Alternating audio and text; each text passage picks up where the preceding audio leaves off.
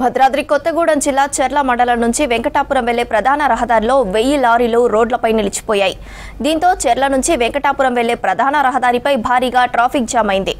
4 రోజుల క్రితం వెంకటాపురం నుంచి భద్రాచలం వెళ్లే అంబులెన్స్లో ఒక మహిళ తీవ్ర ఇబ్బంది పడ్డారని తెలిపారు స్థానికులు.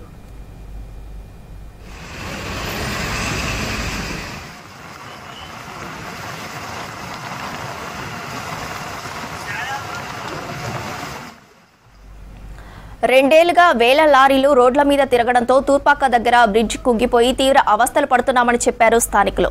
చెర్ల నుంచి వెంకటాపురం వెళ్లే ప్రధాన రహదారిలో కన్నగూడెంలో ఉన్న బ్రిడ్జ్ కుంగిపోవడంతో 3 నెలలుగా రాకపోకలకు ఇబ్బంది అవుతోంది.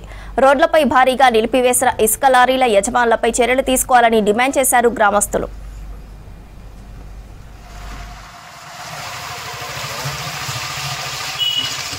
ఈరోజు చెర్ల మండలం నుంచి వెంకటాపురం వెళ్లే ప్రధాన రహదారిలో వేల లారీలు రోడ్ల మీద నిలిచిపోయి ఇవాళ ప్రజలు ట్రాఫిక్ జామ్ అయి అంతరాయంలో ఇరుక్కపోయి తీవ్ర ఇబ్బందులు ఎదుర్కొంటా ఉన్నారు. కాబట్టి గతంలో కూడా ఈ లారీల మీద అనేక ఉద్యమాలు చేశాం, పోరాటాలు చేశాం.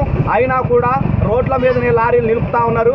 ఈ రోడ్లు ఏమన్నా రేజింగ్ కాంట్రాక్టర్ల బాబులే అని చెప్పి ఇవాళ అడుగుతా ఉన్నాం. ఈ అధికారులు ఎందుకు సోద్యం చూస్తూ ఉన్నారు, ఎందుకు రోడ్ల మీద లారీలు జీపేయట్లేదని చెప్పి ఇవాళ సిపిఐఎంఎల్ న్యూ డెమోక్రసీ పార్టీకి అడుగుతా ఉన్నాం. గత 3 రోజుల క్రితం ఇట్లాగే ట్రాఫిక్ జామ్ అయిపోయి అంబులెన్స్లో ఒక మహిళ గర్భవతి నొప్పులతో బాధపడుతుంటే ఈ అధికారులు మాత్రం వచ్చి లారీలు తీపించినట్టు పరిస్థితి అయితే లేదు. తక్షణమే అధికారులను ఏం కోరుతా ఉన్నాం అంటే రోడ్ల మీద లారీలు నిలుపుదల చేయాలని చెప్పి, ఈ రోడ్ల మీద లారీలు ఉండటం కారణంగా ఇవాళ విద్యార్థులు, రైతులు, ప్రజలు తీవ్ర ఇబ్బందులు ఎదుర్కొంటా ఉన్నారని చెప్పి ఇవాళ సిపిఐఎంఎల్ న్యూ డెమోక్రసీ పార్టీకి తెలియజేస్తా ఉన్నాం. అయినా కూడా అధికారులు మాత్రం పట్టించుకునే పరిస్థితి లేదు.